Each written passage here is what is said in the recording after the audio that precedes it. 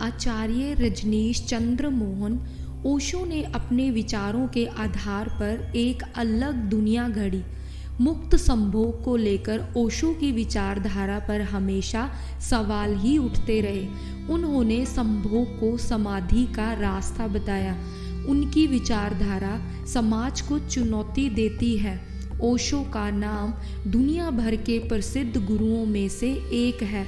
जो लोग ओशो के बारे में ज़्यादा नहीं जानते, उनके लिए ओशो की पहचान एक ऐसी विवादित शख्सियत की है जिन्होंने हमेशा बेरोक टोक जीवन और मुक्त संभोग जैसी बातों का समर्थन किया। ओशो की आखिर संभोग को लेकर क्या विचारधारा थी? ओशो कहते हैं कि प्रेम का प्राथमिक बिंदु संभोग ही है और जो लोग संभोग को नफरत के नज़रिए से देखते हैं वे कभी प्रेम कर ही नहीं सकते। ओशो के मुताबिक संभोग और समाधि के बीच एक सेतु है, एक यात्रा है, एक मार्ग है। समाधि जिसका अंतिम छोर है और संभोग उस सीढ़ी का पहला कदम है। संभोग की शक्ति ही प्रेम बनती है।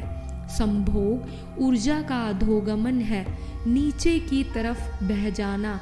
ब्रह्मचर्य ऊर्जा का ऊर्ध्वगमन है, ऊपर की तरफ उठ जाना है।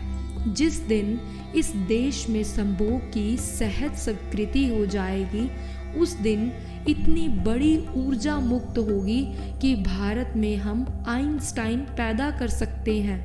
ओशो समाज के युवाओं को संभोग के संबंध में बताते हुए कहते हैं कि हमने संभोग को सिवाय गाली के आज तक दूसरा कोई सम्मान नहीं दिया।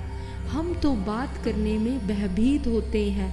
हमने तो संभोग को इस भांति छिपा कर रख दिया है जैसे वह है ही नहीं, जैसे उसका जीवन में कोई स्थान नहीं है, जबकि सच्चाई यह है कि उससे ज़्यादा महत्वपूर्ण मनुष्य के जीवन में और कुछ भी नहीं है, लेकिन उसको छिपाया है, उसको दबाया है। दबाने और छिपाने से मनुष्य संभोग से मुक्त नहीं हो गया, बल्कि मनुष्य और भी बुरी तरह से संभोग से पीड़ित हो गया।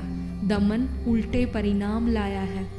युवकों से मैं कहना चाहता हूँ कि तुम्हारे माँ बाप, तुम्हारे बुजुर्ग, तुम्हारी हजारों साल की पीढ़ियाँ संभोग से डरी रही हैं। तुम भयभीत मत रहना, पहचानने की कोशिश करना और बात करना। तुम संभोग के संबंध में आधुनिक जो नई चीज़ें हुई हैं उसको पढ़ना, चर्चा करना और समझने की कोशिश करना कि क्या है संभोग। संभोग थकान लाता है, इसलिए मैं तुमसे कहता हूँ कि इसकी अवहेलना मत करो।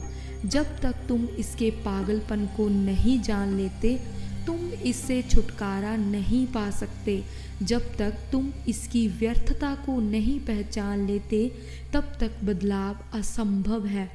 मैं बिल्कुल भी संभोग विरोधी नहीं हूँ, क्योंकि जो लोग संभोग का विरोध करेंगे वे काम वासना में फंसे रहेंगे। मैं संभोग के पक्ष में हूँ, क्योंकि यदि तुम संभोग में गहरे चले गए तो तुम शीघ्र ही इससे मुक्त हो सकते हो। जितनी सजगता से तुम संभोग में उतरोगे, उतनी ही शीघ्रता से तुम इससे मुक्ति भी पा जाओगे। और वह दिन भाग्यशाली होगा जिस दिन तुम संभोग से पूरी तरह से मुक्त हो जाओगे। जब भी तुम्हारे मन में काम वासना उठे तो उसमें उतरो। धीरे धीरे तुम्हारी राह साफ हो जाएगी। जब भी तुम्हें लगे कि काम वासना तुम्हें पकड़ रही है, तब डरो मत, शांत होकर बैठ जाओ। जोर से श्वास को बाहर फेंको, उच्छ्वास। श्वास को भीतर मत लो, क्योंकि जैसे ही तुम भीतर गहरी श्वास को लोगे, भीतर जाती श्वास काम ऊर्जा को नीचे की तरफ धकेलती है। नाभि को भीतर खींचो, पेट को भीतर लो और श्वास को फेंको। जितनी फेंक सको फेंको। धीरे धीरे अभ्यास होने पर तुम संपूर्ण रूप से श्वास को बाहर फेंकने में सफल हो जाओगे। वास्तविक प्रेमी अंत तक प्रेम करते हैं। अंतिम दिन वे इतनी गहराई से प्रेम करते हैं जितना उन्होंने पहले दिन किया होता है। उनका प्रेम कोई उत्तेजना नहीं होता, उत्तेजना तो वासना होती है। तुम सदैव बेताब नहीं रह सकते, तुम्हें स्थिर और सामान्य होना होता है। वास्तविक प्रेम किसी बुखार की तरह नहीं होता, यह तो श्वास जैसा है जो निरंतर चलता रहता है। अपने को इस तरह पूरा भूल जाओ कि तुम कह सको कि मैं अब नहीं हूँ, केवल प्रेम है। तब हृदय नहीं धड़कता है, प्रेम ही धड़कता है। तब खून नहीं दौड़ता है, प्रेम ही दौड़ता है। तब आंखें नहीं देखती हैं, प्रेम ही देखता है। तब हाथ छूने को नहीं बढ़ते, प्रेम ही छूने को बढ़ता है। इस तरह के प्रेमी बन जाओ और शाश्वत जीवन में प्रवेश कर जाओ।